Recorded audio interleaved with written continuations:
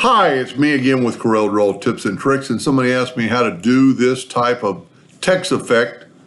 They send me a picture of their grandson and asked me not to use that picture. So I just went on the internet and got a hockey player. I traced it and got all the background out. And if you see, if we put that back, there's layers of artwork here. So we're just going to do it again, and we'll actually let's change the name this time. I would suggest using all capital letters in a situation like that. Pick a font that's thick, like Impact, Impact, or anything, and make sure it's covering the whole person, and you don't want to cover up his face. Let's get rid of this right here. And then what you can do, let's set our nudge factor on like 8, and let's nudge this out of the way. And let's make a copy of that and nudge that out of the way. And then let's left click, right click, and yellow. We'll make it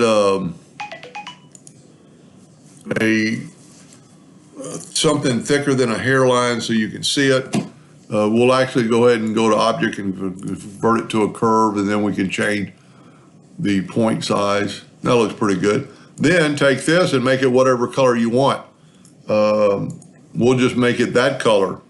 Then I'm going to nudge it back, and I'm going to go to object, order, back a page.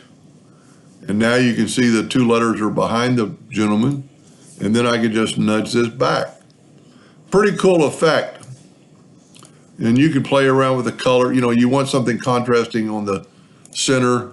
I necessarily don't know if I like the yellow or the blue. Let's see what it looks like in red.